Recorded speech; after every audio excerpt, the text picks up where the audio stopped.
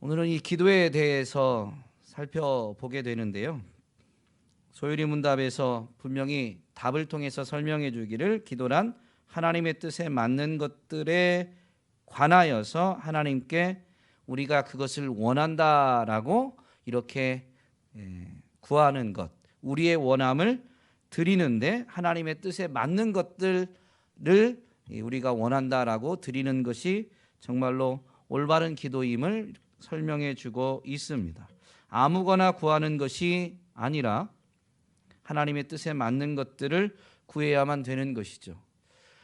은혜의 수단으로 지금 소율이 문답 이 끝부분에서 살펴보고 있는데 하나님이 주신 이 은혜의 수단은 바로 말씀과 성례와 그리고 기도입니다.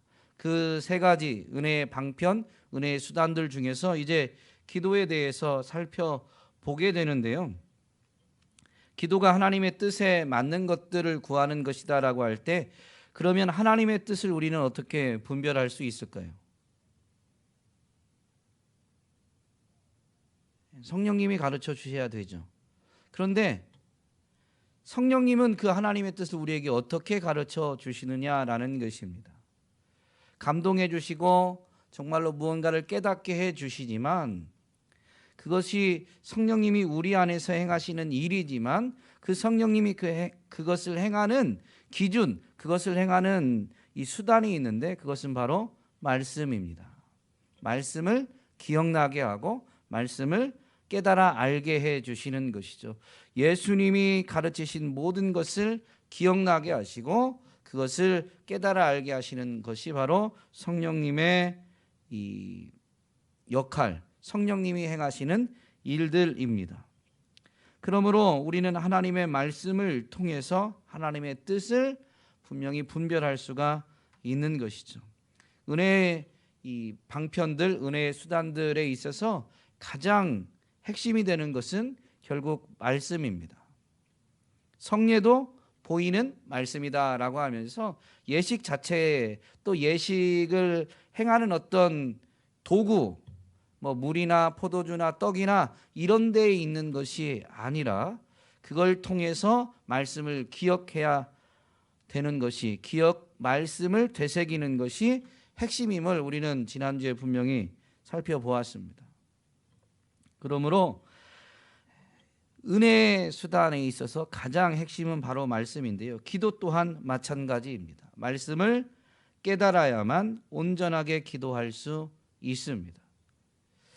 예수님이 기도에 대해서 오늘 가르쳐 주시는데 하나님의 뜻에 맞는 것들에 관하여 하나님께 우리의 원함을 드리는 가장 이상적인 기도, 가장 온전한 기도는 바로 오늘 본문에서 제자들의 요청에 따라서 예수님이 가르쳐 주시는 이 주 기도문이라고 일컬어지는 이 기도문입니다.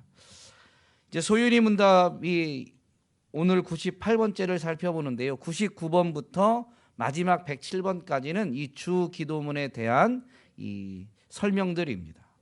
이것이 가장 성경적인 기도, 가장 하나님의 뜻에 합당한 바로 기도인 것이죠.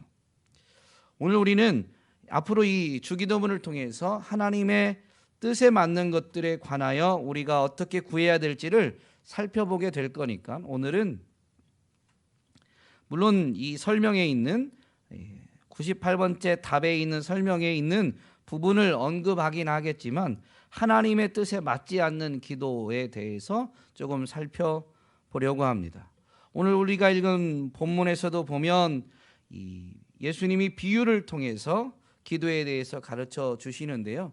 이 비유에 대해서 뭐라고 해야 될까요? 이 비유를 통해서 기도에 대해 낳는 오해들이 좀 있습니다. 간청하면 하나님이 들어주신다. 그게 틀렸다라고 할 수는 없는데요. 맞았다, 맞다라고 할 수도 없습니다. 기도의 응답은 간청함 때문에 받는 건 아닙니다. 간청하면 하나님이 들어주실 때도 있지만 간청함 때문에 기도 응답을 받는 건 결코 아니다라는 것이죠. 제가 이렇게 설명할 때마다 조금 다 이해하시죠? 설명하는 저만 혼자 그냥 이렇게 비슷한 말을 반복하는 것 같고 그래가지고 이렇게 좀 염려가 되는데요. 다 이해하고 계신 줄로 믿습니다. 마태복음 6장에도 분명히 예수님이 기도를 가르치시는 장면이 나오는데 너희는 이렇게 기도하라 라고 하면서 주기도문을 이제 말씀해 주시죠. 그런데 그 앞에 분명히 이 기도할 때 있어서 기도에 대해서 유의해야 될 부분들을 먼저 말씀해 주십니다. 마태복음 6장 5절로 8절에 보면 이렇게 되어 있습니다. 너희는 기도할 때 외식하는 자와 같이 하지 말라. 그들은 사람에게 보이려고 회당과 큰 거리 어귀에 서서 기도하기를 좋아하느니라. 내가 진실로 너희에게 이르노니 그들은 자기 상을 이미 받았느니라. 라고 하면서 기도할 때 골방에 들어가서, 하나님은 은밀한 중에도 보시기 때문에 골방에 들어가서 기도하라 라고 말씀하시죠.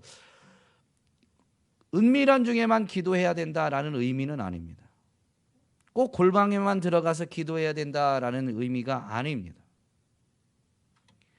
외식하는 기도, 이 사람은 다른 사람의 시선을 의식하기 쉬운 존재이기 때문에 분명히 이 하나님이 은밀한 중에도 보시니까 그 하나님 앞에서만, 하나님을 찾고 하나님 앞에서만 기도하는 것을 강조하시다 보니까 이 골방에 들어가서 기도하라라고 말씀하신 것이지, 장소 자체가 올바른 기도를 하는 것은 결코 아니다라는 것이죠. 이어서 예수님 또 이렇게 말씀하시죠. 또 기도할 때 이방인과 같이 중언부언하지 말라. 그들은 말을 많이 하여야 들으실 줄 생각하느니라. 보면 유의해야 될, 즉 올바르지 않은 기도를 예수님은 먼저 언급하셨는데 마태복음에서는 두 가지가 나오죠. 외식하는 자의 기도와 이방인의 기도입니다. 외식하는 자의 기도는 사람에게 보이려고 하는 기도인 것이죠. 기도를 통해서 자신이 인정을 받으려고 하는 것입니다. 기도의 행위를 통해서도 이고, 예를 들면 기도의 응답을 통해서 자신이 인정받고자 한다면, 물론 이 본문 안에서는 이렇게 설명하시진 않았지만 사람에게 보이려고 한다라면 기도 행위 자체가 아니라 기도 행위로 인한 응답을 통해서도 자기 자신을 과시하고 자기가 인정받고자 하는 것이라면, 사람에게 보이기 위한, 사람에게 인정받기 위한 것이라면 이것은 외식하는 자의 기도와 다르지 않은 것이죠. 마태복음 6장 5절에서는 분명히 이 큰 거리 어귀 회당에서 서서 기도하기를 좋아한다라고 되어 있지만요, 그런 기도의 행위뿐만이 아니라 기도의 내용에서도 우리는 우리의 욕심이 담겨져서 사람에게 인정받고자 하는 욕심이 담겨서 기도할 수도 있는데 이것조차도 외식하는 기도인 것입니다. 이런 기도에 대한 유혹을 가장 많이 받는 사람이 목회자이죠. 저도 교회에서 이제 지금은 성령 강림절 맞이 기도회를 하고 있는데, 이런 교회에서 공적 기도회 시간을 가질 때 아니면 매일 이 새벽 예배가 있으니까 새벽 기도회를 할 때 앞에서 기도하다가 어떨 때는 이제 기도가 잘 안 될 때가 있어요. 그러면 여러분 어떠세요? 기도가 안 될 때 특징, 나는 오래 기도한 것 같은데 시계를 보면 얼마 안 갔어요. 시간이 얼마 안 갔어요. 그래서 나는 오래 기도한 것 같고, 그래서 이제 일어나려고 해서 딱 봤는데 성도님들은 여전히 기도하고 있을 때가 있어요. 예. 그러면 목사가 어떻게 할까요? 저는 다시 안 씁니다.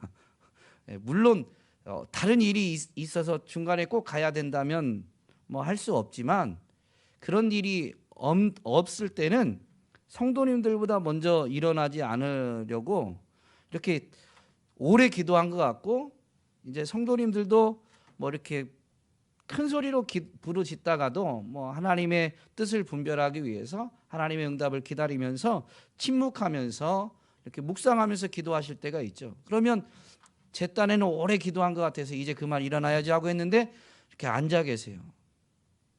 특별히 막 가슴이 철렁일 때 있는데, 그때는 언제냐면 그 앉아 계신 분이 기도에 깊이 들어간 게 느껴질 때, 그때는 참 제가 목사가 아니고 사꾼 같고 그분이 성직자 같은 거예요. 정말로. 그래서 네, 이 경험이 있었기 때문에, 지금 우리 교회 안에서 이 경험이 있었기 때문에 다리가 풀려가지고 그냥 제 스스로 천천히 앉은 게 아니라 털썩 주저앉은 적이 좀 있습니다.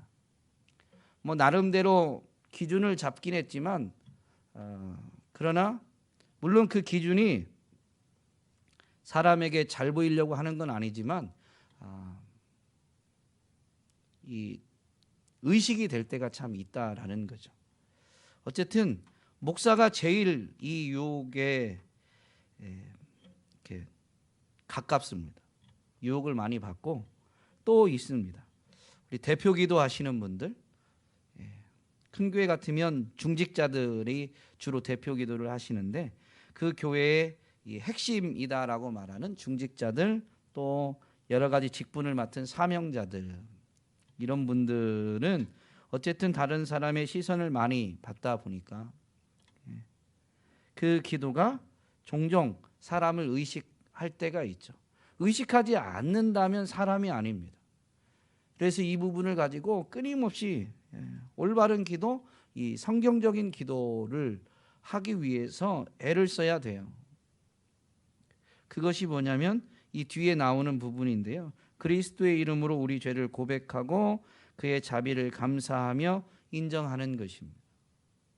공적인 기도, 대표 기도 하시는 분들은 이 부분이 반드시 들어가는 게 참 유익합니다.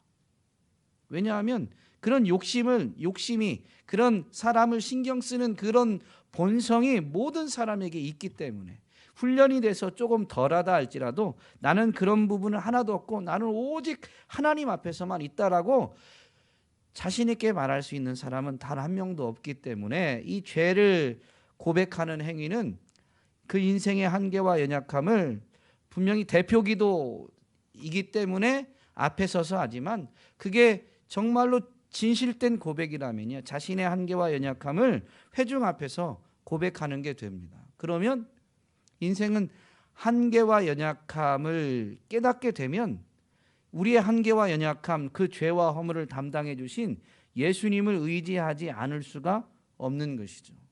그래서 그리스도의 이름으로 기도하는 이 은혜를 대표 기도하면서 누릴 수가 있는 거예요. 올바른 기도를 행할 수가 있는 것이죠. 또한 예수님이 마태복음 6장에서 올바른 기도가 아닌 유의해야 될 기도로 언급하신 게 이방인의 기도입니다. 이방인의 기도에 대해서 이렇게 설명하죠. 그들은 중언부언하는데, 왜냐하면 말을 많이 하여야 들으실 줄 생각하느니라. 이 중언부언하는 것은 주문을 외우듯이 똑같은 말을 많이 반복하는 것을 의미합니다. 그런데 엄밀히 말하면 우리도 소원이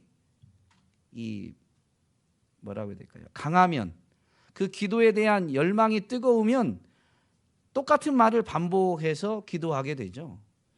그러면 그런 기도가 다 중언부언하는 이방인의 기도냐? 그게 아닙니다.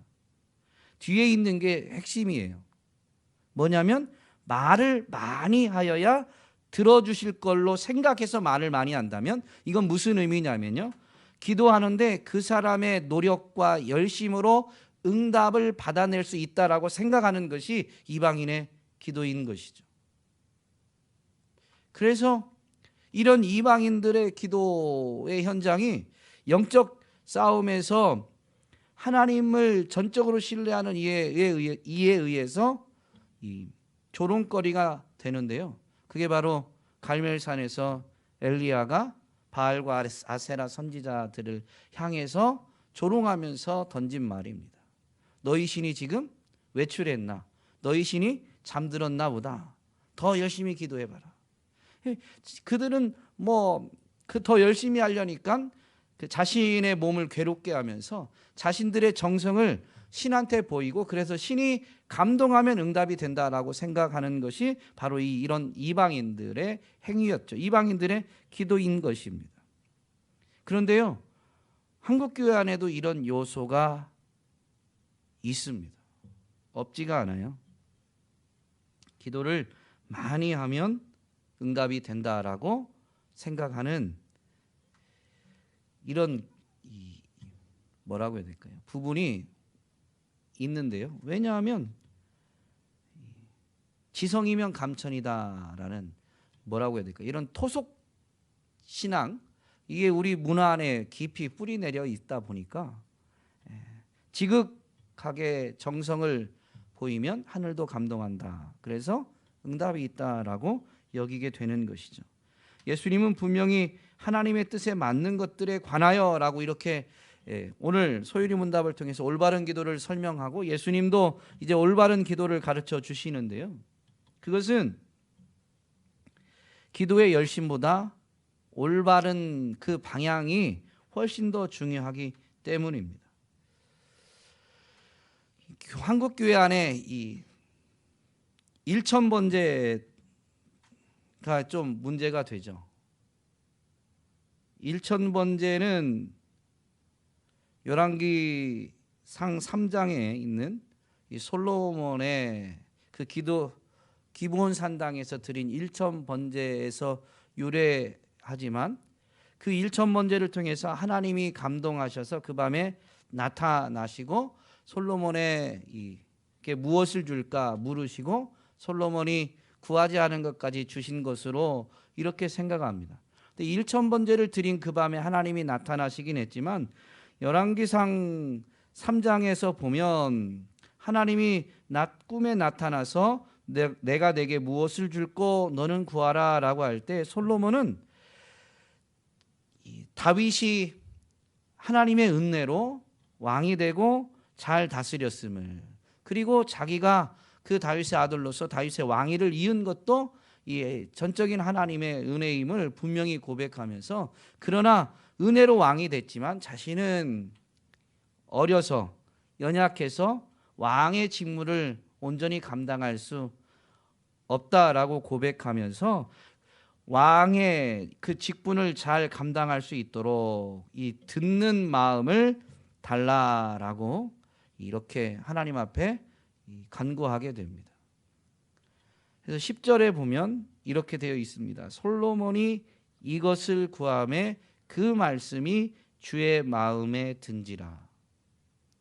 그러니까 일천번제를 드렸기 때문에 하나님의 마음이 감동된 게 아니라 일천번제 그 제사는 분명히 합당하게 하나님이 지시하신 방법대로 드리면 하나님은 그 제사를 흠양하시고 응답을 주신다라는 것은 하나님의 약속이었습니다. 일천번제를 드렸기 때문에가 아니라. 그런데 그래서 나타나셔서 무엇을 줄고 했는데 그때 솔로몬이 하나님 앞에 자신의 이 연약함을 인정하고 겸손하게 하나님의 은혜를 구하면서 그 구한 그 내용 때문에 하나님의 마음이 감동이 되신 것이죠. 자신의 이 겸손하게 자신을 낮추고 하나님을 높이면서 은혜를 구한 그것이 정말로 하나님 마음에 감동되어졌다라는 것입니다. 그런데 한국교회에서는 이 일천번제 이것도 잘 이제 해석을 해야 됩니다. 성경에는 일천번제입니다. 번제를 1000마리를 드린 거예요.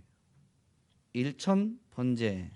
그런데 이제 이것이 일천번 제물을 드리는 것, 일천번 제물을 드리는 것으로, 그래서 그 일천번 제물에 이 기도를 써서 하면 응답이 있다라고 말합니다. 물론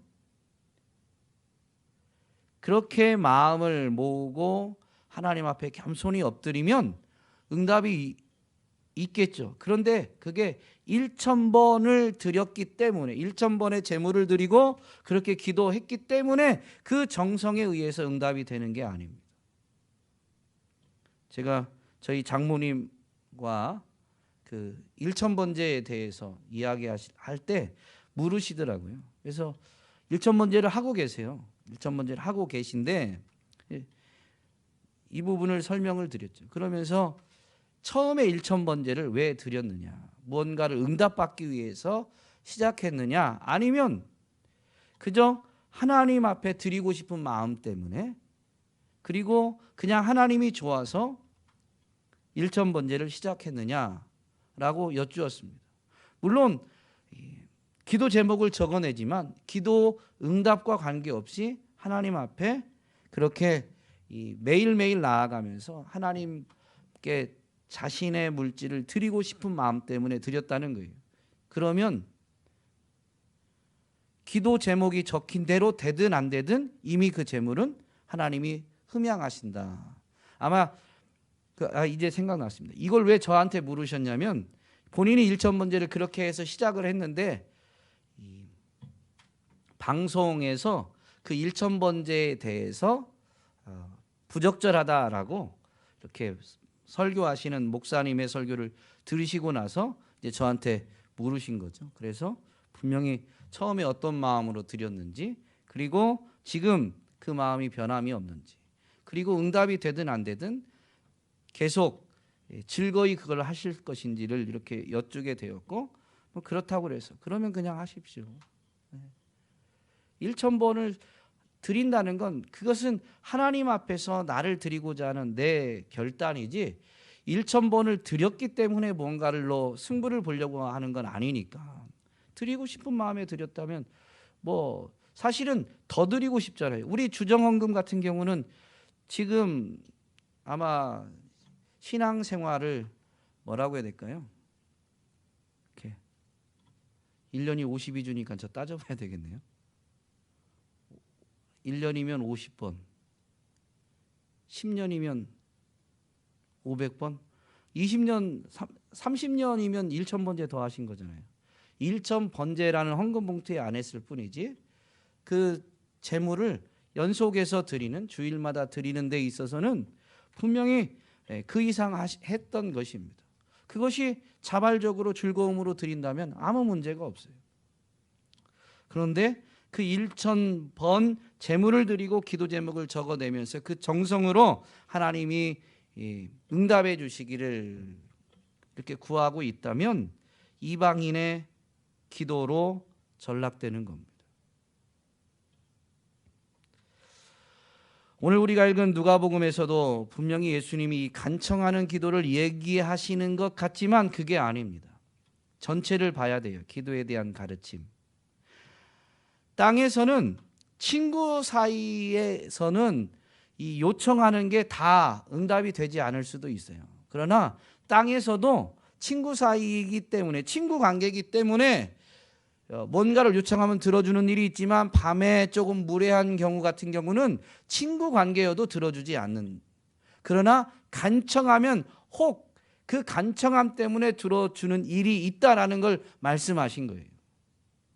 기도를 이렇게 하라라는 게 아니고, 그러면서 땅에서는 그렇지만 이 기도를 가르치시는 예수님이 구하라, 찾으라, 두드리라 라고 하면서 이어서 이제 그 구하고 찾고 두드릴 때 받게 되고 찾게 되고 열리게 되는 원인을, 이제 이유를 밝혀주시는데 11절부터 나오죠. 너희 중에 아비된 자로서 누가 아들이 생선을 달라 하는데 생선 대신에 뱀을 주겠느냐, 알을 달라 하는데 전갈을 주겠느냐, 너희가 악할지라도 좋은 것을 자식에게 줄 줄 알거든 하물며 너희 하늘 아버지께서 구하는 자에게 응답을, 성령을 마태복음에서는 좋은 것을 주시지 않겠느냐라고 분명히 말씀해 주시죠.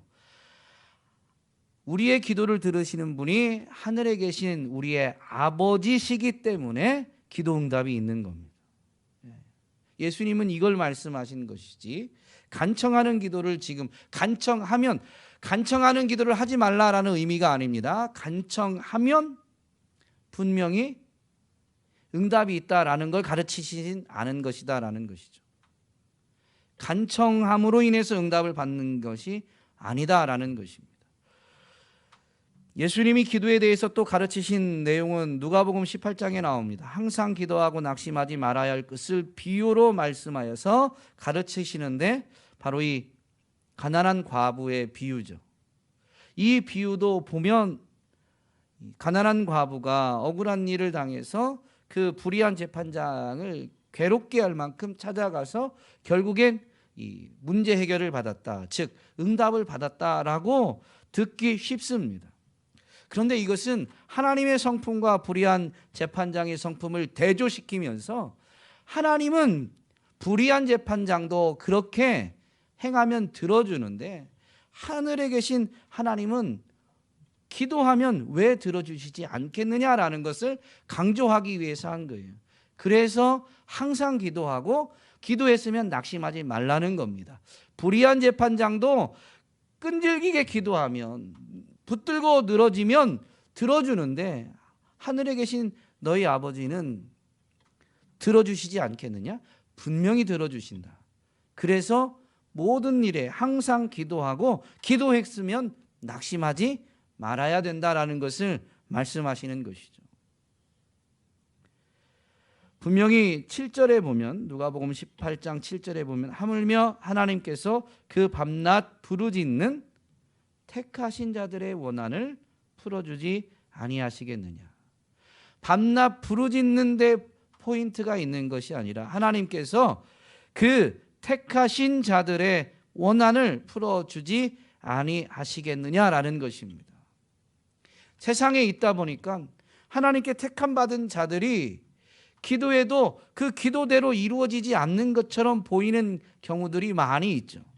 그러다 보니까 하나님의 택하심을 입은 자들이 기도하고도 낙심하는 일들이 있더라는 거예요. 그래서 예수님은 지금 기도하고 낙심하지 말아야 될 것을 가르치면서 하나님께서는 하물며 하나님께서는 택하신 자들의 원한을 풀어주지 아니하시겠느냐, 그들에게 오래 참으시겠느냐라고 하면서 속히 그 원한을 풀어주시리라, 속히 응답해 주시리라라는 것을 강조하고 계신 것이죠. 올바르지 않은 기도는 분명히 이렇게 예수님이 가르치신 내용을 보면 외식하는 자의 기도나 이방인의 기도로 전락해 버릴 수 있습니다. 이것은 열심히 하면 할수록 죄를 짓게 됩니다. 외식하는 자의 기도는 누구를 위한 거예요? 자기를 높이기 위한 것입니다. 택함 받은, 그래서 그분의 구원의 은혜를 입은 하나님의 자녀들, 백성들은 먹든지 마시든지 무엇을 하든지 하나님의 영광을 위해서 해야 되는데 하나님께 열심히 기도하는 그 기도가 자기 영광을 위한 것이 되니 하나님의 영광을 가로채는 이런 행위가 되는 것이죠. 열심히 기도하는데. 그러므로 올바르지 않은 열심 있는 기도는 죄만 더 크게 더할 뿐입니다. 또한 이방인의 기도도 마찬가지죠. 자신의 열심으로 하나님을 조종하려는 행위이기 때문에 이것은 이방인들이 했다라는 것은 이방인들이 우상에게 하는 것입니다. 그런데 하나님께 이런 행위를 한다라는 것은 하나님을 조종하려는, 하나님을 우상으로 전락시키는 행위이기 때문에 이방인의 기도와 같은 이런 열심 있는 기도는 하나님을 우상화하는 죄를 더 하는 것이 되는 것이죠. 오늘 우리는 기도에 있어서 이 부분을 분명히 잊지 말아야 됩니다. 하나님의 뜻에 맞는 것들에 관하여 하나님께 우리의 원함을 드리는 것, 하나님의 뜻에 맞는 것들에 관하여 우리가 그것을 요구하는 것, 이것이 올바른 기도인 것이죠. 그 뜻에 맞는 것을 우리가 요구할 때도 그리스도의 이름으로 해야 되는데요. 왜냐하면 이 부분은 분명히 잘 알고 계시겠지만 예수님이 십자가에서 죽으실 때 성소의 휘장이 찢어지게 됩니다. 대제사장만 1년에 한 번 들어갈 수 있던 그 지성소와 성소를 나누는 그 휘장이 예수님이 십자가에서 죽으심으로 인해서 찢어지게 된 것이죠. 그래서 이제 예수 그리스도의 대속의 은혜를 입은 자들이 누구나 그 하나님의 임재 장소, 하나님이 여기서 너희와 만나겠다고 말씀하신 거기에 누구나 들어갈 수 있게 된 것입니다. 이것을 히브리서 10장에서 분명히 잘 설명해 주는데, 그러므로 형제들아 우리가 예수의 피를 힘입어 성소에 들어갈 담력을 얻었나니 그 길은 우리를 위하여 휘장 가운데로 열어놓으신 새로운 살 길이요 휘장은 곧 그의 육체니라 라고 하면서 예수 그리스도께서 그 육체로 십자가에서 죽으셨기 때문에 이 성소 휘장이 찢어지고 길이 열렸음을 분명히 설명해 주고 있는 것입니다. 예수님은 자기 자신이 길이고 진리고 생명이다라고 계시하시면서 나로 말미암지 않고는, 예수님으로 말미암지 않고는 아버지께로 올 자가 없다라는 것을 분명히 말씀해 주셨죠. 그래서 기도는 오직 예수 그리스도를 통해서 예수 그리스도의 이름으로만 이 하나님 앞에 상달될 수가 있는 것입니다. 또한 우리는 예수님의 이름으로 기도해도 아까 말씀드렸듯이 다른 사람의 시선을 의식하거나 우리의 욕심이 완전히 빠지고 순전한 하나님의 뜻만 구하는 그런 순전한 기도를 할 수 있느냐? 있을까요? 없을까요? 없습니다. 그러면 우리의 기도가 이제 예수님이 길을 열어 놓으셔서 예수님의 이름으로 우리가 기도한다라고 할 때 그 기도할 수 있게 된 기도의 특권을 주신 예수님의 그 대속의 은혜, 예수님의 그 우리에게 주신 특권을 가지고 예수님의 이름으로 기도해도 우리의 죄성으로 인해서 기도 내용이 하나님 앞에 상달되기에 합당하지 않은 것이 될 수 있습니다. 아니, 합당하지 않은 경우가 훨씬 더 많겠죠. 그런데도 불구하고 예수님이 부활하시고 승천하신 다음에 하나님 보좌 우편에서 우리를 위해서 변호해 주시고 우리를 도와주시기 때문에 우리의 기도가 그분의 변호로 말미암아 우리의 한계와 연약함에 대해서 그분이 변호해 주시는 그 변호로 말미암아서 하나님 앞에 상달되어질 수가 있는 것입니다. 그러므로 기도하는 사람은 기도의 시작이나 끝이나 이 기도의 마무리만 예수님의 이름으로 기도했습니다라고 표현하는 것이 예수님의 이름으로 기도하는 것이 아니라, 내가 지금 하나님 앞에 무언가를 아뢰 수 있게 된 것도 예수님의 대속의 은혜임을, 지금 무언가를 아뢰지만 이것이 하나님 앞에 상달되는 것 또한 예수님이 나를 위해서 보좌 우편에서 변호해 주시기 때문에, 우리를 위해서 대언해 주시기 때문에, 그분 때문에 우리가 은혜의 보좌 앞에 나아가는 우리의 기도가 하나님의 보좌 앞에 상달되어지게 됨을 기억하면서 기도할 수 있어야 되는 것이죠. 그러므로 예수님의 이름으로 기도한다라는 것은 이것을 잊지 않는 겁니다. 예수님의 죽으심과 지금도 부활하고 승천하신 그분이 여전히 나를 위해 중보하고 계시는, 그것 때문에 지금 내가 기도할 수 있고 내 기도가 하나님 앞에 올려질 수 있는 거예요. 이걸 기억하면 예수님이 행하시는 것을, 예수님이 뜻하신 것을 벗어나는 기도를 할 수가 없죠. 그렇지 않을까요? 기도하면서도 그래서 이 부분이 빠질 수가 없는 거예요. 그리스도의 이름으로 우리의 죄를 고백하고, 내 안에 이런 욕심이, 목사가 교회 부흥을 위해서 기도합니다. 그런데요, 모르겠어요. 저만 그럴 수 있지만 다른 목사님들은 안 그럴 거예요. 우리 강 목사님은 안 그러실 거예요. 저는 교회가 부흥하면 이 교회가 재정적으로 안정되고, 교회가 재정적으로 안정되면 첫 번째 목사의 고민도 좀 없어집니다. 이런 작은 교회 목회자들은 고민이 하나 줄죠, 일단.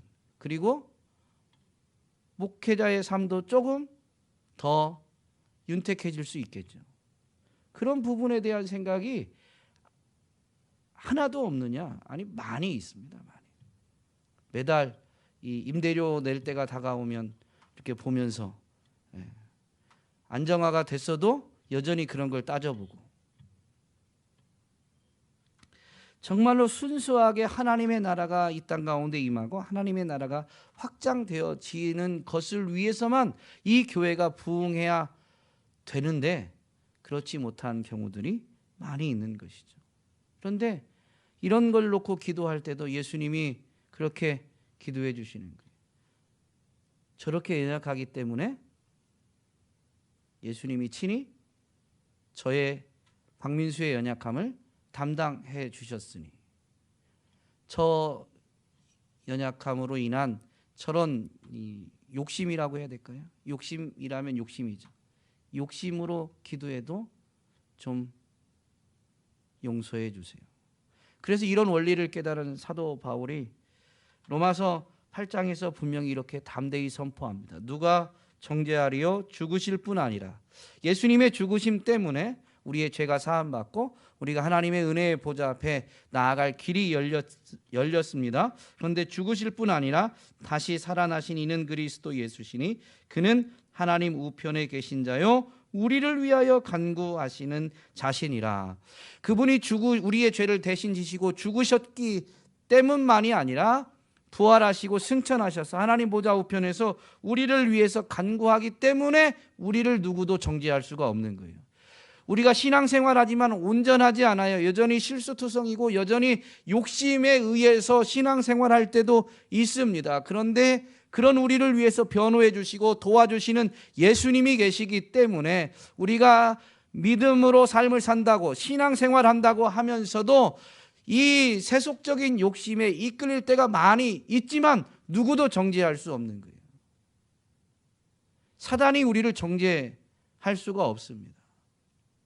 그래서 우리의 기도가 하나님 앞에 상달되어지는 데 있어서 사단이 어떤 경우도 회방을 놓을 수가 없는 것이죠. 이것을 기억하면